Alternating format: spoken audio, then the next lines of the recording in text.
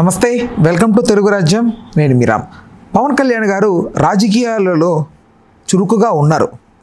అది ఆంధ్రప్రదేశ్ అనుకుంటే పొరపాటే అని చాలామంది భావిస్తున్నారు. ప్రధానంగా పవన్ కళ్యాణ్ గారు ఇతర రాష్ట్ర పాలిటిక్స్లో యాక్టివ్గా ఉండడం అనేది ప్రజెంట్ ఆంధ్ర రాష్ట్ర ప్రజలకి కొంచెం నొప్పిస్తోంది. ఎందుకంటే డిప్యూటీ సీఎం ఆఫ్ ఆంధ్రప్రదేశ్గా ఉన్న ఆయన బాధ్యతలు నిర్వహించకుండా పక్కకి వెళ్ళి పక్క రాష్ట్రాల్లో ఉన్నటువంటి పాలిటిక్స్లో వేలు పెట్టడం ఏంటి, అక్కడ నుంచి వస్తున్న విమర్శలని ఆయన ఎందుకు భరించాలని చాలామంది అభిప్రాయపడుతున్నారు. ప్రముఖ సోషల్ యాక్టివిస్ట్ కృష్ణకుమారి గారు ఉన్నారు, ఆవిడతో చర్చిద్దాం.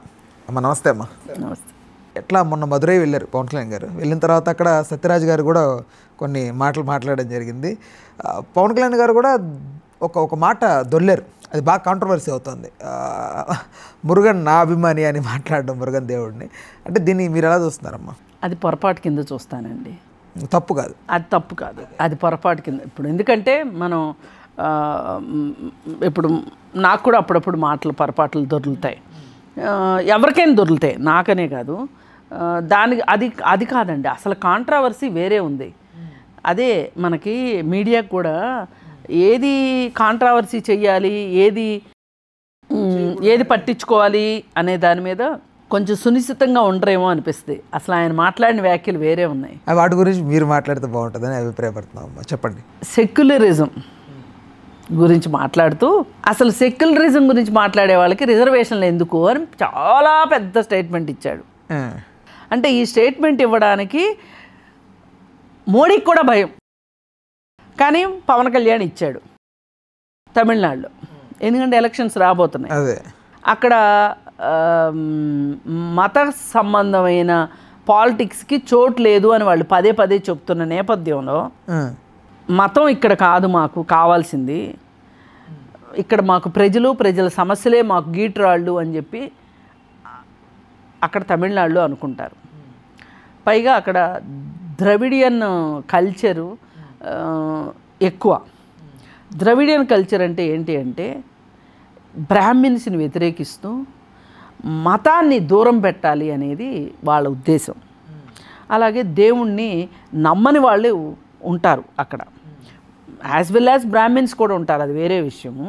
మతాన్ని నమ్మే వాళ్ళు ఉంటారు, అలాగే మతాన్ని నమ్మని వాళ్ళు కూడా ఉంటారు. అమ్ముకునే వాళ్ళు, మత రాజకీయాలు చేసేవాళ్ళు అంటే మతాన్ని అమ్ముకున్న వాళ్ళే కదా.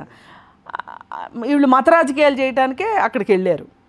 అన్నామలై పిలిచాడు ఈయన వెళ్ళాడు ఏదో గుడి ఓపెనింగ్కి. మాటల సందర్భంలో ఫస్ట్ మీరు అడిగింది పొరపాటున మాట్లాడాడు, అది మనం గ్రేస్ మార్కులు ఇచ్చేద్దాం.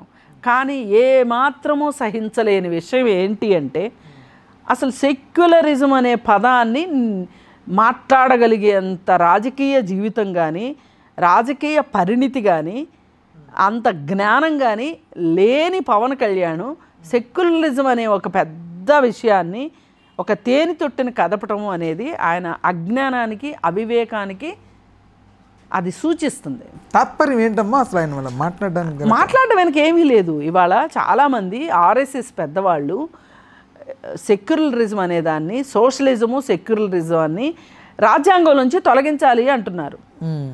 ఇది సెక్యులరిస్ట్ కంట్రీ అని చెప్పి మనం అనుకుంటుంటే, సోషలిస్టిక్ అప్రోచ్ ఉండాలి అని మనం అనుకుంటుంటే, రాజ్యాంగంలో అలా ఉంటే బీజేపీ వాళ్ళకి అది నచ్చట్లే. ఇది ఇక్కడ కేవలం ఇది హిందూ దేశంగా చేయాలని చూస్తున్నారు వాళ్ళు. ఇక్కడ ఏ మతమైనా ఆచరించవచ్చు, ఏ మతాన్నైనా ప్రచారం చేసుకోవచ్చు, కానీ వేరే మతం యొక్క స్వేచ్ఛని హరించటం కానీ, వేరే మతాన్ని దూషించటం కానీ చేయకుండా మీ మతాన్ని మీరు ప్రచారం చేసుకోవచ్చు, మీ మతాన్ని మీరు ఆచరించవచ్చు అని మన రాజ్యాంగం చెప్తుంది. అయితే ఇప్పుడు ఈ సోషలిస్టిక్ అనేది ఆ అప్రోచ్ కూడా వీళ్ళకి నచ్చట్లా. ఏంటి అంటే, సోషలిస్టిక్ అంటే ప్రజలు ఈ రాజ్య సంపదకి వారసులు, వాళ్ళు ఈ దేశంలో వాటాదారులు అనేదాన్ని వీళ్ళు ఒప్పుకోవడానికి ఇష్టపడట్లా. ఈ దేశంలో సంపద అంతా అదానీలకి, అంబానీలకి దోచిపెట్టాలి అనేది వీళ్ళ ఉద్దేశం. వాళ్ళే వాటాదారులు ఈ దేశంలో సంపదకి, సామాన్య ప్రజలు వాటాదారులు కాదు అనేది వాళ్ళ ఉద్దేశం. ఆ ఉద్దేశంతో ఆర్ఎస్ఎస్ భావజాలం వ్యాప్తి చేసుకుంటూ మనుస్మృతిని రాజ్యాంగంలో పెట్టాలి అనేది వాళ్ళ ఉద్దేశం. అందుకే వాళ్ళకి రాజ్యాంగం నచ్చక మొత్తం రాజ్యాంగాన్ని మారుస్తానంటే కుదరదు కాబట్టి సెక్యులర్ అనే పదాన్ని తీసేయాలి, సోషలిస్ట్ అనే పదాన్ని తీసేయాలి అని చెప్తున్నారు. సరే, ఇప్పుడు పవన్ కళ్యాణ్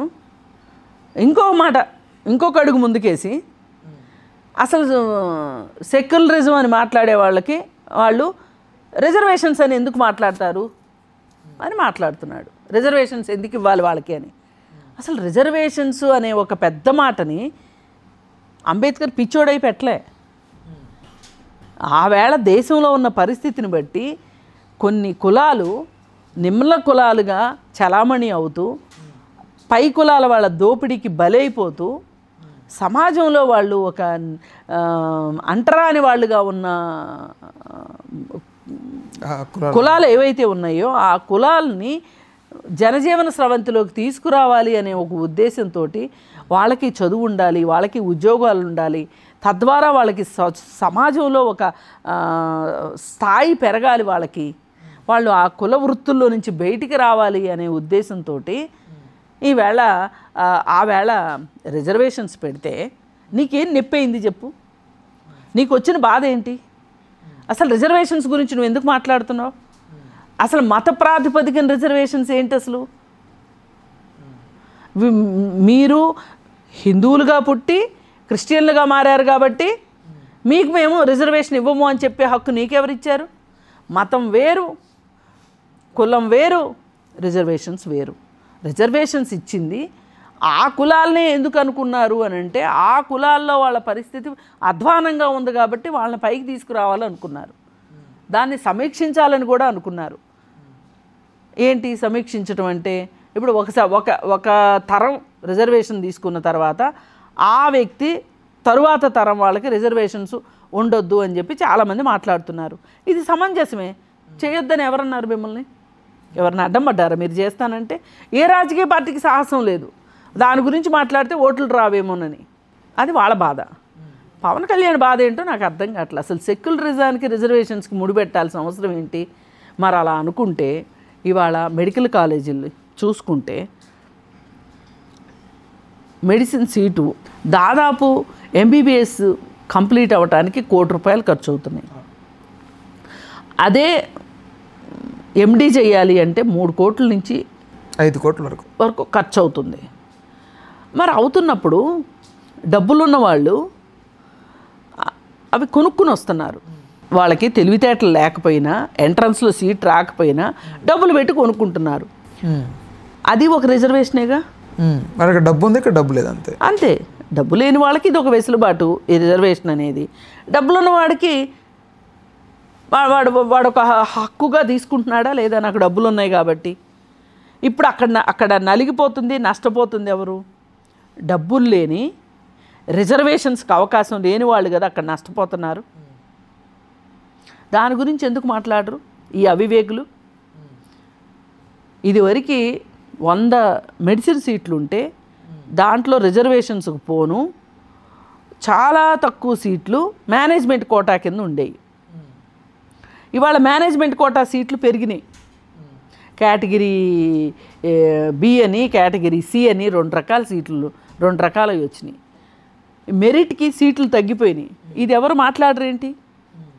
ఇప్పుడు రిజర్వేషన్స్ ద్వారా వచ్చే వాళ్ళ వల్ల వాళ్ళకి మెరిట్ ఉండదు, రిజర్వేషన్ ద్వారా వచ్చారు, ఏదైనా ఆఫీస్లో ఎవరన్నా పని చేయకపోతే, పని సరిగా రాకపోతే రిజర్వేషన్ ద్వారా వచ్చాడా అని మాట్లాడే అవాకులు చవాకులు పేలే మీరు, ఒక డాక్టరు వీడు రిజర్వేషన్ డాక్టరు అందుకే వీడు వైద్యం రావట్లేదు అని మాట్లాడే మీరు, డబ్బులున్నవాడు మేనేజ్మెంట్ సీటు కొనుక్కొని వచ్చేవాడు, మరి వాడికి తెలివి లేదుగా? అసలు వాడికి ఇంకా లేదు. నేను అడిగితే తెలివి ఉంటే మేనేజ్మెంట్ కోటాలోనే వచ్చేవాడుగా. అదే తెలివి ఉంటే ఎంట్రన్స్ కోటాలోనే వచ్చేవాడుగా, కన్వీనర్ కోటాలోనే. అంటే అగ్రకులం వాడికి తెలివి తక్కువైనా కానీ ఆడు మహానుభావుడే, ధనవంతుడికమ్మ. అగ్రకులం కాదు. ఈ రోజుల్లో కులాలందరిలో కూడా చాలా వరకు చాలా మందికి డబ్బు ఉంటుంది. అదే నా ఉద్దేశం. ఇప్పుడు సీటు కొనుక్కున్నవాడు అంటే అర్థం అదే. అగ్రకులంలో వాడు ధనవంతుడికి అవకాశం దొరుకుతుంది. ఇప్పుడు వీళ్ళిద్దరి మధ్యలో నలిగిపోతుంది ఎవరు? అగ్రకులాల్లో ఉన్న పేదవాళ్ళు. వాళ్ళ గురించి ఎవరన్నా మాట్లాడుతున్నారా? వాళ్ళ గురించి మాట్లాడితే బడాబాబులకు కోపం వస్తుంది. అందుకని ఈ పవన్ కళ్యాణ్ లాంటి వాళ్ళకి అగ్రకులం వాళ్ళలో ఉన్న ధనవంతుల జోలికి వెళ్ళే కన్నా కూడా ఈ పేదవాళ్ళ జోలికి వెళ్ళటం ఆయనకి చాలా కంఫర్టబుల్. ఎందుకంటే వాళ్ళ వైపు నుంచి అడిగేవాడు ఎవడు ఉండడుగా. అసలు రాష్ట్ర ఈయనకు అర్థం కావాల్సింది ఏంటంటే ఈయన అభిమానులు ఎవరైతే ఉన్నారో చొక్కాలు చించుకుని సినిమాలు చూసే అభిమానులు, ధనవంతులు ఎవరు ఈయన సినిమాలు చూడరు, ధనవంతుల పిల్లలు ఎవరు చూడరు. ఆ చూసేది ఎవరు అంటే నువ్వు ఎవరికైతే రిజర్వేషన్స్ అక్కర్లేదు అని మాట్లాడుతున్నావో వాళ్ళే నీ సినిమాలు చూసేది చొక్కాలు చింపుకుని. ఎందుకంటే ఆ పై వాళ్ళకి వ్యాపారాలు, ఉద్యోగాలు, చదువులో ఉంటాయి. మార్నింగ్ షోకి వచ్చి అర్ధరాత్రి షోలకు వచ్చి సినిమాలు చూసే తీరిక వాళ్ళకు ఉండదు. ఇది ఇది ఇది ఇది గుర్తుపెట్టుకుంటే మంచిది. ఇదంతా కూడా ఈ ప్రాపగాండా అంతా ఎవరు చేయిస్తున్నారు అంటే మోడీ చేయిస్తున్నాడు. బీజేపీ ఎజెండానే పవన్ కళ్యాణ్ ఎజెండా. ఆ రోజు చంద్రబాబు నాయుడిని కూటమిలో చేర్చడం వెనక కూడా బీజేపీ ఎజెండానే ఫాలో అయ్యాడు పవన్ కళ్యాణ్. రేపటి రోజు జమిలీ టైంలో ఎలా ఉండబోతుంది? జమిలీ జరిగితే చూద్దాం. పవన్ కళ్యాణ్ గారి స్టాండ్ ఎటువైపు ఉంటుంది? బీజేపీ వైపే ఉంటుంది 100%. బట్ నష్టపోతారు కదా. నష్టపోనని కదా. ఇట్లాంటి సెలబాలను ఎన్నిటినో వాడుకుని నిలబట్టమే బీజేపీ యొక్క తెలివితేటలు. రాష్ట్రానికి ఒకడు దొరుకుతాడు వాళ్ళకి. పోయినసారి తమిళనాడులో పన్నీర్ సెల్వం, జయలలిత ఇష్యూ వచ్చినప్పుడు ఇద్దరు ఏఐడిఎంకే నాయకుల మధ్యలో అటు ఉన్నారు ఇటు ఉన్నారు. వాళ్ళకి తేల్చి చెప్పలా, వీళ్ళకి తేల్చి చెప్పలా. ఇద్దరు కావాలి. ఏఐడిఎంకే పార్టీ ఎటు పోకూడదు, వాళ్ళల్లో వాళ్ళు ఎవరు వెళ్ళి డిఎంకేలో కలవకూడదు అని చెప్పి ఇద్దరికీ రాజ్యాధికారం ఇచ్చి చేరుకొన్నాళ్ళు పనిచేయండి అని చెప్పి ఈ పిల్లి రొట్టె పంచాయతీ, కోతి రొట్టె పంచాయతీ చేసింది ఎవరు? బీజేపీయేగా. ఇప్పుడు మొన్న మహారాష్ట్రలో కోతి పంచాయతీ చేసింది ఎవరు? ఒక పార్టీ అధికారంలోకి వచ్చింది, ఒక 2 పార్టీలు కలిసి అధికారంలోకి వచ్చినాయి. ఆ పార్టీలోంచి ఒక ముక్కని, ఈ పార్టీలోంచి ఒక ముక్కని తీసుకొని వాళ్ళు ఇప్పుడు అధికారంలోకి వచ్చారుగా. అసలు ఫడ్నవీస్ ముఖ్యమంత్రి ఎట్లా అవ్వగలిగాడు? అందుకని ప్రతి రాష్ట్రంలోనూ వాళ్ళు చేసే కోతి పంచాయతీ ఇదే. అంటే ఇప్పుడు విజయ్కి ఉన్నటువంటి జనాభిమానాన్ని ఎట్లా ఏదైనా కొంచెం ఇట్లా డివైడ్ చేద్దామన్నా పవన్ కళ్యాణ్ గారిని దించడం బీజేపీ? అట్లా కాదు. విజయ్ చీల్చే ఓట్లు విజయ్ చీలుస్తాడు తన సినిమా వాడిగా. డిఎంకే ఓట్లే కదా వీళ్ళందరూ చీల్చాలనుకునేది. ఒక పక్క నుంచి వీళ్ళు, ఒక పక్క నుంచి విజయ్ చీల్చుకుంటా వెళ్తే డిఎంకే పార్టీ వీక్ అవుతుంది. వీళ్ళకి కావాల్సింది అదే. రేపు పొద్దున విజయ్కి కొన్ని సీట్లు వచ్చినాయి అనుకుందాం, బీజేపీకి కొన్ని సీట్లు వచ్చినాయి అనుకుందాం. సాంప్రదాయకంగా ఏఐడిఎంకే కూడా ఈ రోజుకి జయలలితకి కొన్ని స్థానాలు ఉన్నాయి, వచ్చినాయి అనుకుందాం.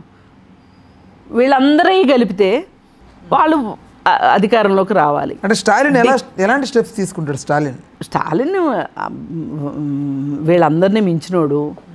స్టాలిన్ తీసుకుంటాడు. ఇప్పుడు వాళ్ళ ఉద్దేశం ఏంటి? ముందు స్టాలిన్ని కట్ చేయాలి. ఎవరు వచ్చినా పర్వాలా, విజయ్ వచ్చినా పర్వాలా, అన్నామలై వచ్చినా పర్వాలా, ఏఐడిఎంకే వచ్చినా పర్వాలా. ఆంధ్ర పాలిటిక్స్ రిపీట్ అక్కడ అంతే. Same story DMK. కాకపోతే జగన్మోహన్ రెడ్డి అంత వీక్ పరిస్థితిలో స్టాలిన్ లేడు. స్టాలిన్ పరిపాలన చాలా బాగా చేశాడు. పైగా స్టాలిన్ ఇప్పుడు జగన్మోహన్ రెడ్డి అన్ని కోతి వేషాలు వేశాడు అంటే జగన్మోహన్ రెడ్డి పైన ఉన్నది కూడా మోడీయే కాబట్టి కోతి వేషాలు వేయించాడు. కానీ స్టాలిన్ అట్లా కాదు కదా. ఇప్పుడు రాష్ట్ర రాజకీయాల్లో పవన్ కళ్యాణ్ గారి హస్తం ఎలా ఉండబోతుంది? ఏ రాష్ట్రంలో అంటే రేపు బీహార్లో ఉంది, ఇలాంటి వారు తిప్పుతూనే ఉన్నారు ఆయన్ని అటు ఇటు. సరే, ఆయన ఏమనుకుంటున్నాడు? నాకు ప్రజాబలం ఉంది కాబట్టి, అంటే నాకు జనాకర్షణ ఉంది కాబట్టి నన్ను బీజేపీ నన్ను అడుగుతుంది అని, అదే కుడుమిస్తే పండగ టైప్ అనమాట ఇది. అందుకని చెప్పి పైగా ఇప్పుడు వాళ్ళ ఆయన సక్సెస్ఫుల్, 100% స్ట్రైక్ రేటు, అది ఎలా వచ్చిందనేది అనవసరం. 100% స్ట్రైక్ రేట్ అయితే వచ్చింది కదా, డిప్యూటీ సీఎం ఇచ్చారు కదా, ఓ నాలుగో మూడో మంత్రిత్వ శాఖలు ఇచ్చారు కదా, అసలు ఆయనకు కూడా గుర్తుంటాయో లేదు ఆయన శాఖలు ఏంటో. ఈరోజు ఆయన ఆ రాష్ట్రంలో పనిచేస్తే కనుక ఎప్పుడు గుళ్ళు పూజలు అంటా తిరుగుతున్నాడు. ఇప్పుడు ఆ రాష్ట్రానికే పరిమితం కాకుండా పక్క రాష్ట్రానికి కూడా వెళ్ళాడు. ఏదో ఒకసారి వెళ్తే పర్వాలా, ఏమీ కాదు. ఇప్పుడు ఈ రాజకీయ నాయకులు 24 గంటలు అదే పని అన్నట్టు పనిచేస్తే ఈ దేశం ఎట్టెందుకు వస్తుంది అన్నట్లు కాకపోయినా కానీ ఆళ్ళ మంత్రిత్వ శాఖలో కాళ్ళు ఏళ్ళు పెట్టి ఆయన అన్ని విన్యాసాలు చేస్తున్నాడు కదా, అష్టావధానం శతావధానం చేస్తాడు. అంటే వేరే ఎవరు దొరకలేదమ్మా బీజేపీకి పవన్ కళ్యాణ్ గారు తప్ప? ఎందుకు ఇట్లా? ఇంకెవరున్నారు చెప్పండి? అంటే కళ్యాణ్ గారికి అది తెలియట్లేదా ఎందుకు అట్లా? ఎందుకు ఆయనకి లాభమే జరుగుతుందిగా, ఆయనకి ఏం నష్టమైంది? ఇప్పుడు ఆయన జీవితంలో విమర్శలు వస్తున్నాయి కదమ్మా. వస్తే ఏమైంది? విమర్శలు కూడా పట్టించుకుంటామా మేము? అంటే విమర్శలను కూడా పట్టించుకుంటే ఇక్కడ దాకా ఎందుకు వస్తుంది అసలు? ఆ రోజు దత్తపుత్రుడు అని చెప్పి ఎగతాళి చేసిన రోజునే ఆయనకేం చేమకుట్టినట్లేదు. చంద్రబాబు నాయుడు గారు జైల్లో ఉన్నప్పుడు పాచేరగుడ్లాగా వాళ్ళ చుట్టూని జైలు చుట్టూనే తిరిగాడు కదా. ఆ సొంత కొడుకు కంటే ఈయన ఎక్కువ ఏడుపులు పెడబొబ్బులు చేశాడు కదా. అసలు ఈయన ఎక్కడ గుండె ఆగిపోద్దాం అనిపించేంత యాక్షన్ చేశాడు కదా. సినిమాల్లో యాక్షన్ అంతా అక్కడ చూపించాడు కదా, జీవించేశాడు కదా. నటించరో బాబు అంటే జీవించాడు, జీవించి రక్తి కట్టించాడు. మొత్తానికి ఇండియా కూటమి వైపు వెళ్ళకోకుండా ఎన్డీఏ కూటమి వైపు చంద్రబాబు నాయుడు గారిని సక్సెస్ఫుల్గా నడిపించాడు. అంటే ఆ టైంలో జరిగేదా ఒకవేళ ఇండియా కూటమి? అసలు ఆయన అరెస్ట్ అయినప్పుడు ఫస్ట్ స్టేట్మెంట్ ఇచ్చింది ఇండియా కూటమి కదండి. అటు వెళ్ళకుండా ఇటు తిప్పాడు. అందుకే దింపింది పవన్ కళ్యాణ్ని, అరెస్ట్ చేయించింది. అసలు అరెస్ట్ చెయ్యకముందు కూడా మోడీ అనే వ్యక్తి ఆంధ్రప్రదేశ్కి తీరని అన్యాయం చేశాడు. ఓ పక్కన అమరావతి సరిపడా నిధులు ఇవ్వలేదు, తన హయాంలో స్పెషల్ స్టేటస్ ఇవ్వలేదు. పైగా ఆ తర్వాత జగన్మోహన్ రెడ్డి 3 ముక్కలు చేస్తుంటే ఊరుకు అంతా వెనకుండా ఆడించింది బీజేపీ పార్టీ అనే ఉద్దేశంతో బీజేపీకి దూరం పాటించాలని చెప్పి చంద్రబాబు నాయుడు అనుకున్న మాట వాస్తవం. అసలు కొన్ని మొదట్లో కొన్ని సమాలోచనలు కూడా జరిగినాయి. ఈ ప్రమాదాన్ని కనిపెట్టే ఇతను దారికి రావట్లేదు అని చెప్పి జగన్మోహన్ రెడ్డి ద్వారా అరెస్ట్ చేయించిందే మోడీ. అరెస్ట్ చేయించి ముందే అలర్ట్ చేసి పవన్ కళ్యాణ్ని వీధి నాటకాలు ఆడేటట్లు చేసి జైలు దాకా వెళ్ళి, అదే కదా సజ్జల రామకృష్ణారెడ్డి గారు అన్నది, సొంత కొడుకే కంటే ఎక్కువైపోయాడు కళ్యాణ్ని, దత్తపుత్రుడని మేము ఊరికే అన్నామా మరి, ఆయనకంటే ఈయన ఎక్కువ ఏడుస్తున్నాడు ఏంటి అని. ఇది ఇలా చేసి ఇండియా కూటమిలోకి వెళ్ళనివ్వకోకుండా అసలు జాతీయ రాజకీయాల్లో ఒక పెద్ద మలుపు వచ్చి ఉండేది ఇండియా కూటమి వైపు వెళ్ళుంటే చంద్రబాబు నాయుడు గారు. మరి అది జరగకోకుండా చూసుకున్నారు. మరి పవన్ కళ్యాణ్ ఎంతటి పాత్ర పోషించినట్టు ఈ లెక్కన? అంటే ఇప్పుడు చాలామంది ఏంటంటే పిఠాపురంలో జరుగుతున్న వాటికి పట్టించుకోవట్లేదు పవన్ కళ్యాణ్ గారు, రాష్ట్ర రాజకీయాల్లోకి ఎందుకు వెళ్తున్నారు అనేది అందరూ అభిప్రాయం. రాష్ట్ర రాజకీయాల్లో దేశ రాజకీయాల్లోకి వెళ్తున్నాడు ఆయన. దేశ రాజకీయాల్లోకి ఆయన జాతీయ నాయకుడు అవ్వాలని అనుకుంటున్నాడు ఆయన. మీకేంటి బాధ? అక్కడ ఎవరు లేరా? కలెక్టర్ లేడా జిల్లాకి? ఆ జిల్లాలో ఉన్న కలెక్టర్ చూసుకుంటాడు, ఆ నియోజకవర్గం ఇన్ఛార్జ్ చూసుకుంటాడు, అన్నీ పవన్ కళ్యాణ్ చూసుకోవాలా? పైగా పవన్ కళ్యాణ్కి ఏమైనా మంత్రిత్వ శాఖలు తక్కువ ఉన్నాయా? 6-7 ఉన్నాయి, 4 అనుకుంటున్నా నేను. ఆయన పైగా డిప్యూటీ సీఎం అండి, రాష్ట్రం మొత్తానికి డిప్యూటీ సీఎం. మీరు ఎందుకు పిఠాపురానికి కన్ఫైన్ చేయాలని చూస్తారా? ఆయన పాపం ఎమ్మెల్యేగా, డిప్యూటీ సీఎంగా, అటవీ శాఖ మంత్రిగా ఏంటి కొన్ని చాలా ఉన్నాయి. తెలీదు, మాకు కూడా తెలీదు, కానీ 4 శాఖలు ఉన్నాయని తెలుసు. మరి ఇవన్నీ చేసేటప్పుడు ఇంకా పక్క రాష్ట్రాల మీద ఎందుకు చూడటం అని మీ ఉద్దేశం? అంటే ఇప్పుడు ఈయనకి గాలి కొట్టాలి కదండి మోడీ గారికి. మోడీ ఈయనకి గాలి కొడుతున్నాడు. ఈ 4 ఏళ్ళు నాటకం నడవాలి కదా. ఈ 4 ఏళ్ళు ఆయనకి అదేదో మహర్దశ, శని మహర్దశ ఉంది అంటారు కదా పవన్ కళ్యాణ్కి. అది ఆ శని మహర్దశ ప్రకారం ఈ 4 ఏళ్ళు అయిపోయిన తర్వాత, ఈ 4 సంవత్సరాలు అయిపోయిన తర్వాత రేపు రాబోయే ఎన్నికల్లో ఆయన్ని వినియోగించుకునేంత వరకు ఆయనకి ఇలాంటి రాజభోగమే నడుస్తుంది. అతను మోడీ చెప్పినట్టు చేయటానికి ఆయన ఒకప్పుడు ఎప్పుడోనే అన్నాడు, నాకు రోడ్డు మ్యాప్ రాలేదు హైకమాండ్ నుంచి అని. గుర్తుందా మీకు? ఇప్పుడు బాగా వస్తుంది రోడ్డు మ్యాప్, వద్దన్నా వస్తుంది. అంటే పక్క రాష్ట్రాల్లోకి పరిగెట్టేంత రోడ్డు మ్యాప్ వచ్చేసింది. మరి మీరు ఎందుకు ఆయన్ని పిఠాపురానికి కన్ఫైన్ చేయాలని చూస్తారు? మీకు ఎంత దుర్బుద్ధి అండి, నాకు అర్థం కాదు. అంటే కళ్యాణ్ గారికి విమర్శలు ఎక్కువ అవుతుంటే కొంచెం మీకెందుకు అంత బాధపడక్కర్లా. ఆయన బాధపడినప్పుడు మీకెందుకు బాధ? లేదు, ఆయన్ని మీరు చాలా దుర్మార్గంగా ఆయన ఎదుగుదలను మీరు చూడలేకపోతున్నారు. మీరేమైనా వైసీపీ కళ్ళద్దాలు పెట్టుకున్నారా? అట్లే మరి ఎందుకు మీకు? ఆయన ఎదుగుతున్నాడు. కాకపోతే ఎదగమనే చెప్తాను నేను కూడా, కానీ కొంచెం ఒదిగి ఉండమని చెప్తాను. మన స్థాయి ఏంటి అనేది చూసుకుని రాజ్యాంగాన్ని మార్చేంత వ్యవహారంలోకి మీరు వెళ్ళకపోవడం మంచిది అని మాత్రమే చెప్పగలుగుతాను. సెక్యులరిజం అనే మాటని ముట్టుకునే ధైర్యం నువ్వు ఎలా చేసావు అని అడుగుతున్నా. నువ్వెంత, నీ రాజకీయాలు ఎంత? అది మాత్రమే నేను ప్రశ్నించేది. మురుగన్ గుడికి వెళ్ళాడా, ఇంకో చోటుకి వెళ్ళాడా, ఎక్కడికన్నా వెళ్ళనివ్వండి. అసలు మతం మారితే రిజర్వేషన్స్ ఉండవు అనే ఒక కాన్సెప్టే రాంగ్ కాన్సెప్ట్ నా ఉద్దేశంలో. మతం అనేది వ్యక్తిగతం, రిజర్వేషన్స్ అనేది వాళ్ళ హక్కు. రెండింటిని కలపకూడదు. రైట్ అమ్మా, okay, thank you. Hello, Telugu రాజ్యం ఛానల్ చూస్తున్నారా? సామాజిక, రాజకీయ, జీవన చిత్రణే తెలుగు రాజ్యం. అతిశయోక్తులు, అసత్యాలు ఉండవు. రాజకీయ కోణం కాదు, ప్రజా కోణమే కొలబద్ద. తెలుగు రాజ్యం వీక్షణ మీ ఉత్తమ అభిరుచికి నిదర్శనం.